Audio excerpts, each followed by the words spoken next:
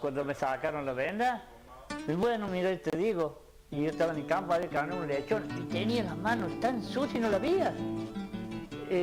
Cuando me saca la venda, que estaba el doctor todo acá, miro así, como todo sucia. ¿Qué ha hecho el doctor? Este es un viejo mugriento, pero las pecas que tampoco no me las veía.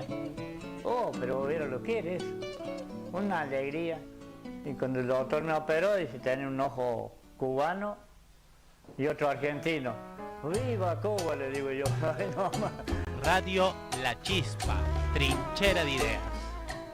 Operación Milagro. Durante el año 2023 se operó en el Centro Oftalmológico Che Guevara a 633 personas. Se realizaron 426 cirugías de cataratas, 194 cirugías de pterigión y 13 cirugías de otras enfermedades. Seguinos en nuestras redes, en Facebook como Radio La Chispa, en Instagram como La Chispa Radio.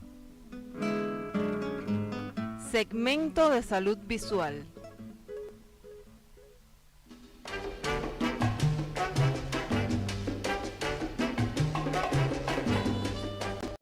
Bueno, y entramos a otro bloque, a otro segmento, en este caso el segmento de salud visual, acá como siempre con la doctora Dairín Cárdenas. ¿Cómo andás, Dairín? ¿Todo bien? Hola, Fidel, ¿cómo andamos? Y acá andamos con mucho calor, vos.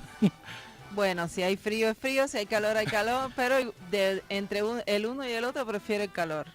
Está bien. Te sentí un poquito más cómodo por lo menos con este clima. Sí, cómo no. Bueno, nos vamos a dedicar en este programita, en este segmento, a hablar del tracoma. Básicamente empezando a preguntar de qué se trata esta enfermedad. Pues sí, el tracoma no es más que una enfermedad infecciosa que produce inflamación a nivel de la superficie ocular. Es decir, cuando hablamos de superficie ocular, hablamos de la conjuntiva y los párpados fundamentalmente. ¿Qué es lo que sucede? Que esta enfermedad bacteriana está producida por un germen, una bacteria que se llama Chlamydia trachomatis, que es una bacteria que se transmite de persona a persona a través del contacto que se produce por las secreciones, ya sean oculares o nasales, fundamentalmente de los niños pequeños, de los niños en edad de 1 a 5 años, que viven en lugares donde abunda o existe esta bacteria y fácilmente se infectan a través de del contacto con estas secreciones. Hay lugares incluso que son lugares endémicos de esta enfermedad, donde el número de personas que la padece es muy alto.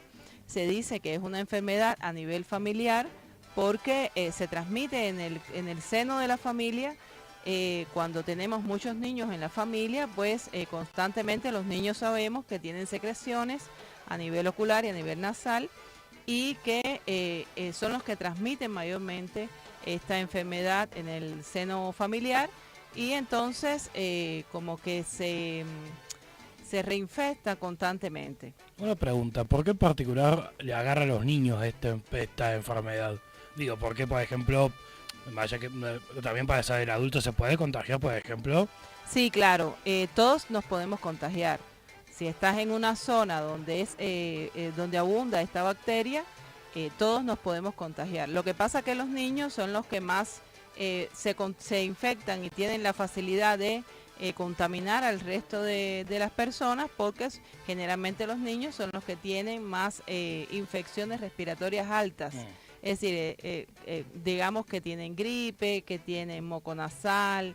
Eso es muy frecuente en los niños y por eso es que también son los que más frecuentemente transmiten esta enfermedad. Los adultos generalmente se contaminan o se infectan a través de las secreciones las secreciones oculares y nasales de los niños. Claro. Ahora, por supuesto que en un seno familiar o en una comunidad después se puede reproducir esta enfermedad, porque hay lugares donde esta enfermedad es endémica, es decir, es como que en ese lugar se producen muchos casos a nivel comunitario. Lo que pasa es que tiene que haber también determinados factores en la comunidad donde es decir, determinados factores que se den para que este lugar sea un lugar endémico o que existan muchas personas infectadas por esta bacteria. Fíjate que esto es un problema de salud mundial. Es un problema de salud mundial y te puedo leer algunas cifras que dice que constituye un problema de salud pública en 38 países y causa ceguera total o discapacidad visual a 1.9 millones de personas. Claro. Es decir, que estamos hablando de una infección en número de personas infectadas bastante elevada. La ceguera que causa esta enfermedad es una ceguera irreversible. ¿Por qué? Porque causa, altera, digamos que la forma del tejido, de la conjuntiva y de los párpados, de forma tal que va proporcionando cicatrices a nivel ocular. Los tejidos se comienzan a contraer, a pegar, los párpados van hacia adentro y las pestañas empiezan también a desviarse hacia adentro. Eso se llama triquiasis. Y entonces las pestañas hacia adentro rozan con la córnea. La córnea, recordamos que es la parte transparente del ojo y tiene que tener transparencia la córnea para que se pueda producir la visión. Bien. Si con el roce de las pestañas la córnea se comienza a poner opaca, pues disminuye la visión hasta el punto que puede provocar una ceguera irreversible. Bien, te quería hacer una consulta respecto a esto. Hace un ratito hablabas de las condiciones en las que se puede llegar a generar esto, digamos. Por ahí saber si esas condiciones están vinculadas por ahí con una cuestión de hábitat, tipo de una cuestión de sobreacumulación, no me acuerdo usar la palabra cuando hay mucha gente viviendo en la misma casa, hacinamiento, gracias ahí del otro lado. Cuando hay condiciones de hacinamiento, quizá mucha suciedad en el ambiente por basurero, por la misma suciedad del hogar, digamos, cómo son las condiciones donde más se puede desarrollar este tipo de cosas. Si hablamos de una infección bacteriana que se transmitida ya sea por el contacto directo con estas secreciones de persona a persona o a través del contacto indirecto. Contacto indirecto es cuando, por ejemplo, alguien se toca los ojos, luego toca la mesa y viene otra persona atrás, toca la mesa y se toca los ojos. Claro. Eso es transmisión indirecta. Pero también en eso influyen las moscas. La mosca común puede venir y posarse en donde alguien tocó la mesa o en la cara y posarse después en la cara de otra persona o en otra superficie. Otra persona viene atrás y toca esa superficie, se toca los ojos y por ahí se transmite. Entonces estamos hablando que exactamente las condiciones ambientales y las condiciones del hogar en estos casos son, digamos que generalmente lugares rurales, lugares remotos, donde hay condiciones higiénicas medioambientales que no son muy favorables, incluso que no tienen acceso al agua.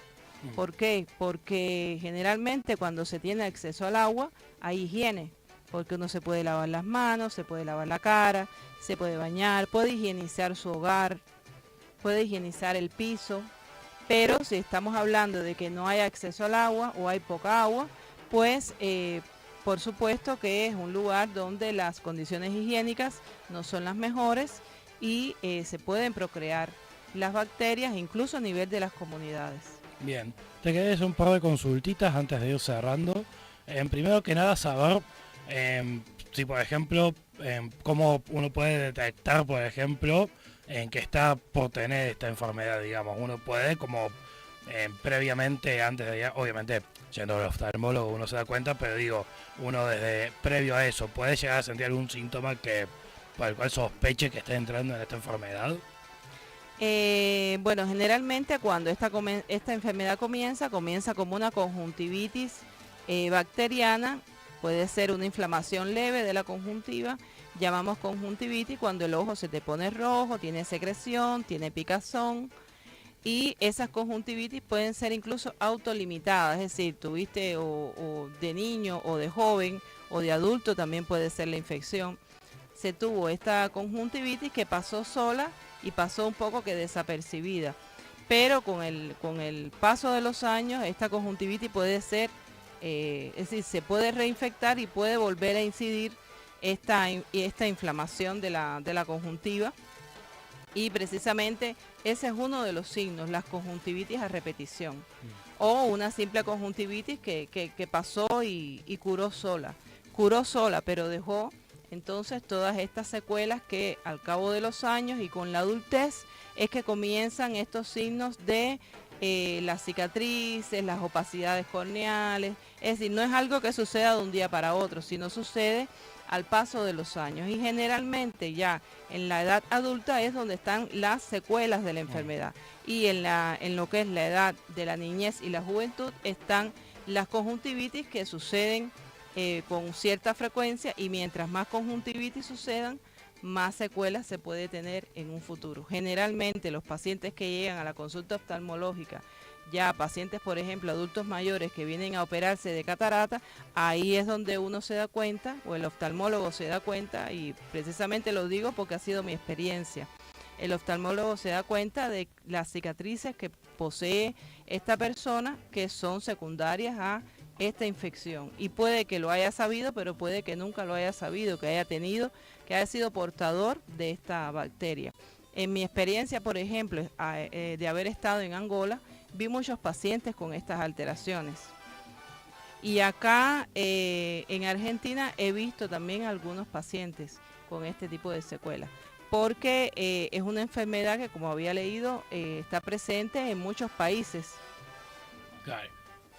Bueno, justamente dijiste un par de cosas, pero por ahí como para saber justamente un poco más claro de qué modo se puede prevenir esta enfermedad y cómo podría tratarse en caso de que uno se entere que la tiene, digamos. Bueno, hay programas que son precisamente para el tratamiento de esta enfermedad, sí, detección y tratamiento de esta enfermedad. Programas que son específicos para eso. Pero con una consulta oftalmológica donde se pueda, es decir, primero tiene que existir la vigilancia. La prevención se realiza a través de las medidas higiénico-ambientales, con el acceso al agua y con una, enseñar cómo es que se debe mantener dentro de lo posible. Sabemos que también hay muchas restricciones, muchas limitaciones a la hora de, en las comunidades, a la hora de mantener las medidas higiénico-ambientales lo mejor posible. Pueden haber carencias económicas, pueden haber problemas sociales, problemas ambientales que determinen que no se tenga una higiene adecuada, incluso no solamente una higiene personal, sino una higiene familiar, una higiene de la casa, del ambiente. Entonces, si no se logra mantener este estándar higiénico, pues entonces puede padecer las personas que conviven, ya sea en el seno familiar o en la comunidad, pueden padecer esta enfermedad. Entonces lo primero es eso, mantener una higiene adecuada, lavarse las manos constantemente, lavarse la cara, evitar que los niños tengan muchas secreciones y que tengan suciedades en la cara, no tocarse los ojos, fundamental, te pica el ojo, no te lo toques, porque a la vez que te lo tocas te estás transmitiendo una serie de enfermedades a tu organismo.